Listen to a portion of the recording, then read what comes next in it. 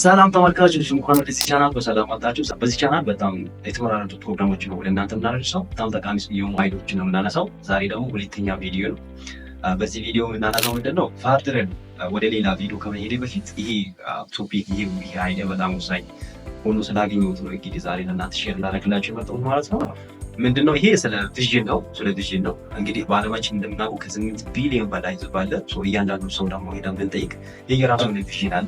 ቪዥኑ ደግሞ የተለያየ እንደየሰው ከለር፣ እንደየሰው ቋንቋ፣ እንደየሰው ብሔር የተለያየ ነው ቪዥናቸው። ስለዚህ እነዛ ሰዎች ብንጠይቅ ቪዥን ብለን ብንጠይቅ እነሱ የሚያወዙ ምንድነው በጣም የተለያዩ ቶፒኮችን ነው የሚያነሱላችሁ። ቢኮዝ ቪዥን እንደዛ አይነት ዲፊኒሽን የለውም። ቪዥን ማለት በአጭሩ ለሰው ማስረዳት የምንችል በጽሁፍ ሊሆን ይችላል፣ በንግግር ሊሆን ይችላል፣ በየትኛውም ሚንስ ማስረዳት የምንችል ነገር ሲሆን ቪዥን የምንለው። እንግዲህ ስለ ቪዥን ብዙ ሰዎች ብዙ ብለዋል፣ ብዙዎች አውርተዋል፣ ብዙዎች መጽሐፍ ጽፎበታል፣ ብዙዎች ጥቂቶች ደግሞ ኖሮበታል።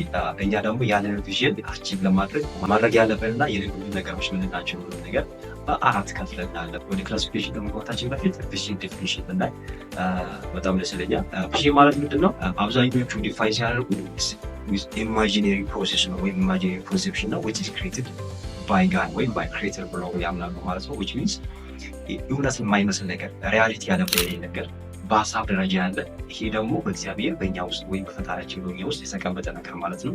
ያን ደግሞ ወደ ሪያሊቲ ማምጣት እንችላለን። የትኛውም ሰው የሚያስበውን ነገር ወይም ራዕይ ብሎ የሚያቀረው ነገር ያን ነገር በውስጡ ያለውን ነገር ወደ ሪያሊቲ ማምጣት ይችላል። አይዴንቲፋይ ወይም የለየነው ቪዥን እንዴት ማሳካት እንዳለብን ነው ዛሬ የምናየው። የመጀመሪያው ቶፒክ ምንድነው? ዲስትራክሽን መቀነስ ነው። እንግዲህ በአሁን ጊዜ ያው ጄኔሬሽን በጣም በጥቂት ነገር ዲስትራክት የሚሆን ጄኔሬሽን ያለው፣ በጣም በትንሽ ነገር ዲስትራክት የሚሆን አቴንሽን የሌለ ፎከስ ያልሆነ ዲሲፕሊን የሌለ ጄኔሬሽን ያለው። እንግዲህ ያለንበት ታይም እንደዛ ይመስላል። በዛ ነውና ለምሳሌ ሶሻል ሚዲያ መመልከት እንችላለን። ማስ ኦፍ ታይም እናንተ ራሳችሁ ካልኩሌተር 24 ሰዓት ከ24 ሰዓት ውስጥ በሶሻል ሚዲያ ምን ያህል ጊዜ እያጠፋችሁ እንደሆነ አናላይዝ አውት ውስጥ በፌስቡክ፣ በቲክቶክ፣ በኢንስታግራም፣ በዩቲዩብ፣ በትዊተር፣ በሊንክድኢን በመሳሰሉ ሶሻል ሚዲያዎች ምን ያህል ጊዜዎቻችሁን እያጠፋችሁ እንደሆነ አክሰስ ማድረግ ትችላላችሁ። ኦልዌይዝ አዲስ ታይም ከሰው ጋር መገናኘት ይልቅ የሆነ ሶሻል ክሬት ከማድረግ ይልቅ ፍሬንድሺፕ ክሬት ከማድረግ ይልቅ ሶሻል ሚዲያ የምናሳልፍበት ታይም በጣም ሰፊ ታይም። ይሄ ደግሞ ዲስትራክሽን ያመጣል። እየተማርኩበት ካለ የሆነ ስኪል እያሳደግን ካልሆነ ኦብቪየስ ዳትስ አወር ዲስትራክሽን። ስለዚህ ዲስትራክሽን መቀነስ መቻል አለብን። ከራዕዮቻችን ጋር እንዴት ሊገናኝ ይችላል? በጣም ዳይሬክት ሊገናኝ ቢኮዝ በጣም አቶሚክ የሚመስሉ ሀሳቦች፣ አቶሚክ የሚመስሉ ጽሁፎች፣ አቶሚክ የሚመስሉ ንግግሮች፣ አቶሚክ የሚመስሉ ድርጊቶቻችን ናቸው ነገ ላይ የህይወታችን ቅርጽ ወይም ፎርም ሊይዝ የሚችለው ማለት ነው። ስለዚህ እነዚህ ነገሮች አይዴንቲፋይ ማድረግ ዩሻል በተቻለ መጠን ዲስትራክሽን መቀነስ። ሁለተኛ ደግሞ ዲሲፕሊን ማለት ደስ እያለን ብቻ ሳይሆን ደስ ሳይለን ስቀር እያደረግን ያለውን ነገር ዲሲፕሊን ነው። ሶስተኛው ምንድነው? ኃላፊነት ወይም ሪስፖንሲቢሊቲ የምንለው ነገር።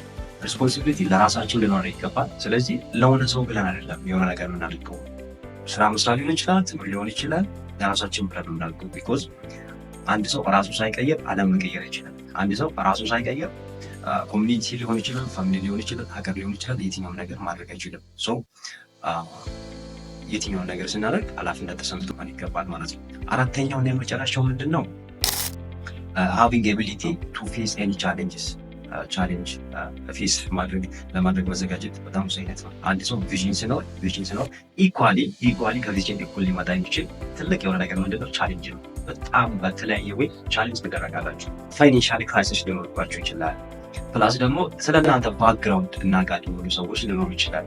ግን እናንተነታችሁን ወይም ፖቴንሻላችሁ የምታውቁ ራሳችሁ ነው። በትክክል አንድ ሰው ቪዥን ወይም ራዕዩ መኖር ሲጀምር ሁለት አይነት ሰዎችን መለየት ይችላል። የመጀመሪያው ከቪዥናችን እኩል የሚሰለፉ ሰዎች ናቸው። ሳፖርት የሚያልሆን የእኛን ለውጥ የሚፈልጉ እኛ ሼን ስናደርግ ትልቅ ደረጃ ስንደርስ በጣም ደስ የሚላቸው ሰዎች አሉ። አንድ ነሱ። ሁለት ደግሞ በተቃራኒ የሚቆሙ ሰዎች፣ የትኛውም ሰው ሊሆን እነዚህ ሰዎች ምንድን ነው?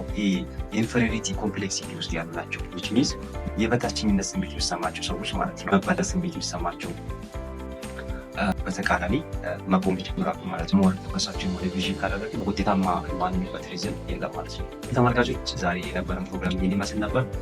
እስካሁን ግን ሰብስክራይብ ያላደረጋችሁ ሰዎች ሰብስክራይብ አድርጎ አቤት